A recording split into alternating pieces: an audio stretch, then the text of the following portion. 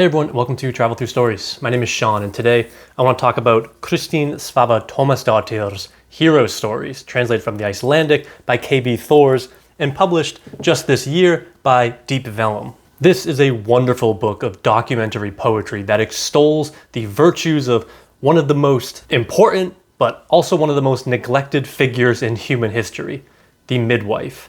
Now, the word midwife in English is a rather plain and unadorned word, literally just from the Old English mid, meaning with, and wif, meaning wife. That is, the woman who is with the woman giving birth. Pretty ordinary word, but this book is about Icelandic midwives, and Icelandic is a language that is often quite literal, like a lot of Nordic and a lot of Germanic languages are, but Icelandic also has words that are just unbelievably poetic. And the word for midwife in Icelandic is ljósmóðir, literally light mother or mother of light. This word just a few years ago was voted by the people of Iceland as the most beautiful Icelandic word. And rightly so, I think. I mean, the connotations to ljósmóðir abound in the ways that the connotations to a word like midwife really don't. And it's really the beautiful complexity of the ljósmóðir and this essentiality to the role of the midwife, the mother of light, in Icelandic society, but also in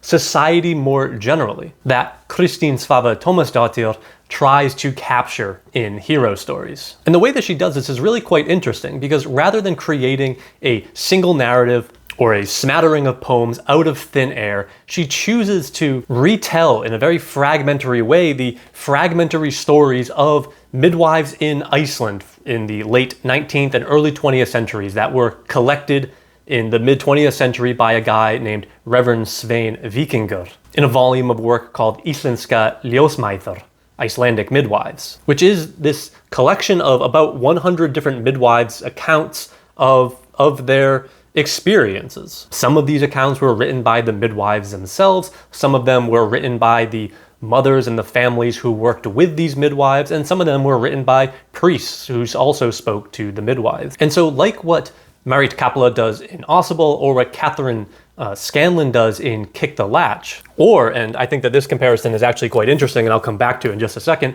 what Charles Reznikoff does in Testimony, where he takes all of these sort of court documents from the early 20th century and puts them into verse. What Kristín Svava does in Herostories is take all of these accounts and make poetry out of them. And so she does the work of both a poet and of the historian, as these stories, traditionally speaking, weren't too popular. At least they weren't being published that frequently. History tends to forget about these ordinary heroes for various reasons. The fact that they were mostly women, and Western histories often don't remember women. The fact that they did domestic housework, and Western histories don't really value domestic work as real work. Or the fact that the work that they did was too ordinary, too ubiquitous, too obvious, that few people thought that it was exceptional enough to write down. But as Kristín Svava shows in this work of poetry, the midwife is essential to history, especially, say, pre-1950 or so Iceland, as Iceland was quite poor up until the mid-20th century or so. And like any sort of pre-modern, by kind of Western standard society, child and mother mortality rates were through the roof, as they have been for almost all of human history. And the midwife is the figure who helped to alleviate some of the tragedy of that number. Those numbers go down quite a bit when a midwife is present at the birth. And so one of the most important jobs in any pre-modern society is that of being a midwife. And it was actually the very first job that Icelandic women could hold legally outside of the household. So the history of the midwife is also a very important aspect of the history of women's rights in Iceland. So there is this documentary poetry being used here, but the poems in here are super fragmentary and super sparse, which is something that I've come to expect a lot from Icelandic poetry, including Kristín Svava Tómasdóttir's earlier work, Storm Warning, which I can't find, but also other works from authors that I really like Gerður Kristný. And I just find so much of this very sparse poetry to be so beautiful in its simplicity. Take, for example, the opening pages of Hero's story, which I will, just for the sake of time and for the sake of you not having to listen to my horrible Icelandic pronunciation, I'll just read in English, though I should note that this book has this beautiful facing page translation throughout, so you can see the English and compare it as much as you can to the Icelandic on the other side. We seldom imagine how much we have for our carelessness mislaid until we arrive at the graves of the dead. The green spot on the scree under the high cliff face holds not only history of optimistic enterprise, it holds story of silent and difficult struggle. It is wet with tears of great lament and heavy sorrow. From there, fervent prayers have risen to heaven in bitter agony and heavy distress. Misunderstandings that people sometimes in thoughtlessness have about the old times, that nothing can be learned from them. They are like a wrongly worded sentence that must be struck out most carefully. Snow in most tracks, stories obscured from page-bound memory. These lines only attempt to save a few remarkable women from the drifts. Mothers of life and light brought light into houses, blessings over children's cradles, took clothes off their backs to give the women. Noble service to life, sacred service to life, and its author, around their nameless memory, plays a beautiful brightness. Somewhere in her possession, she had a tiny box full of small paper slips, and verses or poem scraps scrawled in pencil on each one. These lines sought to flow forth like the spring under rock or straw through soil. Later, when time allowed, she arranged some of these together in a poem. There is this recuperative effect to this book, as these figures who were so important to the daily existence of this society, but were almost entirely forgotten by human history, are recovered. And not only are they recovered, but their existence is placed into what I think is one of the highest forms of human creation, that of poetry, that of art. And so Hero Stories really falls into that realm of documentary fiction. As I said earlier, it reminded me a lot of Ausable by Marit Kapla, and more emphatically, it reminded me a lot of Charles Reznikoff's Testimony, The United States, 1885 to 1915, Recitative. In this book, Reznikoff takes these court documents from 1885 to 1915, and these court documents are from the legal struggles primarily of immigrants and minorities and poorer people who were taken advantage of by the US legal system. And he takes these documents and then reproduces them in this sort of free verse. And so it melds together the wholly ordinary quality of legal proceedings with that of some of the highest forms of human creation, that of poetry and verse and art. And it shows how we can understand so much about American history through these legal procedures that would otherwise be entirely lost to time, or at least lost to everyone except for the very small number of legal historians who like to dig through old legal documents. And this project seems to me to be really exactly what Kristín Svava Tómasdóttir is doing in Hero Stories, where she's taking the history of Iceland, really the history of humanity, and placing it within the history of the profession of the midwife. And this is really quite interesting because, and this really isn't too much of an exaggeration, it's really through midwives that humanity has endured for so long. Again, I don't think I need to really explain how high child and mother mortality rates were in the pre-modern world and still are in underprivileged communities that don't have access to modern maternity care. But this fact then makes midwives quite literally heroes. Without them, mortality rates skyrocket. And with them, well, lives are saved on a daily basis. And so they are treated like heroes in this book, bearing with them the gift of life and light. And as such, as this book shows, they were very well respected by the people that interacted with them. We get this beautiful list of names that presumably people called midwives when they arrived and offered their services to a woman in need. Good woman, woman of honor and fortune, great woman, capable woman, renowned woman of virtue, superwoman, remarkable woman, light-loving woman of knowledge, working woman, woman of great vigor, vim and vigor woman, woman of deep emotion, woman of great endurance, woman of endurance, body and soul, no everyday woman, no middling woman. Thus was this woman. Command and nobility announced her wherever she went. She was greatest when most tested.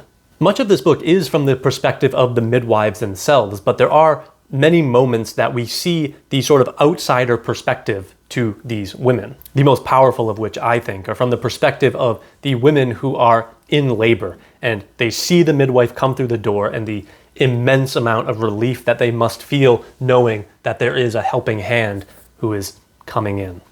How glad the women were when she came to them over the long and difficult road. No woman who birthed a child wanted to be without her. Her deftness and touch were praised by all, praised her complacence and goodwill, admired her healer sense and vigilance, found strength and solace in her. Her presence buttressed their spirit through struggle, sparked hope and confidence, dispelled all fear and anxiety. Anxiety and fright dwindled, even agonies diminished. All harm felt mended, as all woes were vanished, as all difficulties were cleared away. Then all was saved when she had arrived. She bore the light with her. Safety and warmth followed her, the brightness and the warmth. She was like God's angel, when most needed, friend and guardian, friend and counselor, in trouble and plight, guardian angel. All predicaments and hopelessness were shown the door when she was there. All was good when she arrived. Now I have no angst, since you have arrived. She called to mind a spring that watered new growth, gave the parched and pained slaking drink, when we were most in need. The Ljósmóðir, the light mother, comes bearing the gift of light, up and over and down the mountains. And with that light comes safety. And while we don't get individual stories in this book, what we do get are these like amalgam stories. And this really works, in my opinion, to show that the midwives weren't only of immense help to individual mothers and individual babies, but how they really helped build and create and maintain communities. Midwives almost literally, by nature of their profession, help build communities, and they continue to help those communities endure. There's one more recurring main theme that I do want to talk about really quickly, and that is really focused on the weather in Iceland and how that affected the midwives. If you know anything about Iceland, you know that the weather is rather unpredictable and, well, it can be pretty nasty, especially in winter. And you also know that travel is incredibly difficult, especially before 1974, when the ring road was finally completed. Traveling around Iceland demands fording glacial rivers, hiking across lava fields that cannot be fun in pre-modern hiking boots, climbing up and down mountains, etc.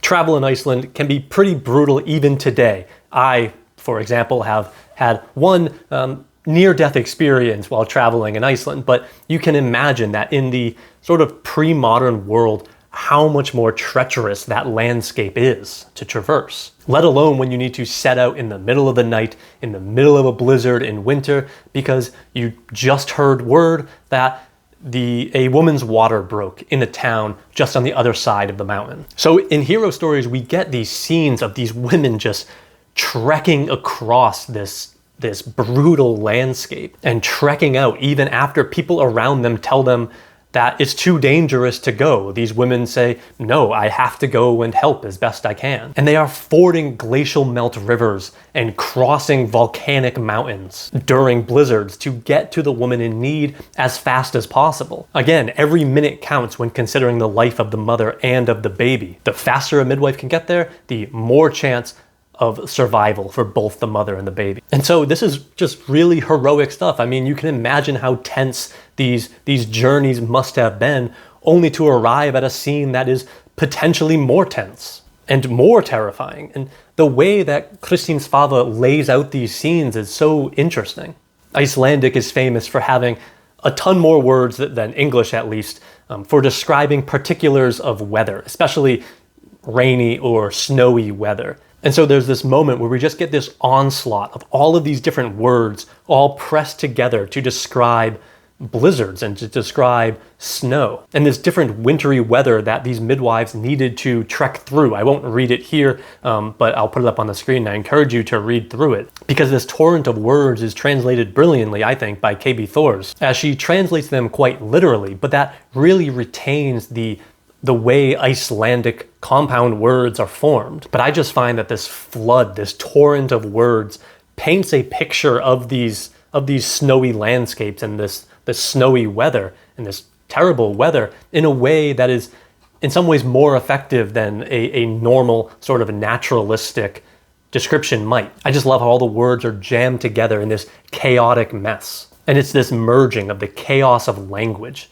and the chaos of weather and the chaos of childbirth that these sections really demonstrate and embody. It's quite neat and quite smart, I think, in the ways that all of these work together to create a cumulative effect that emphasizes how midwives were essentially a palliative to all of this chaos, if not a full cure. Like any kind of good hero, midwives eased suffering and saved countless lives. And so while there is this recuperation of these women, these heroes, at the heart of this book, what I find to be quite interesting is that this book doesn't attempt to recapture the individual. It doesn't quite recapture the individual experience of a single midwife. Instead, what it captures is the occupational experience of all midwives. All of these fragmentary stories and descriptors are just blended together. We don't get Anna's experience or Sigurlinar's experience or Hrapnhildar's experience, but all of them smashed together. And so what's in the end recuperated isn't individual experience, but the experience of the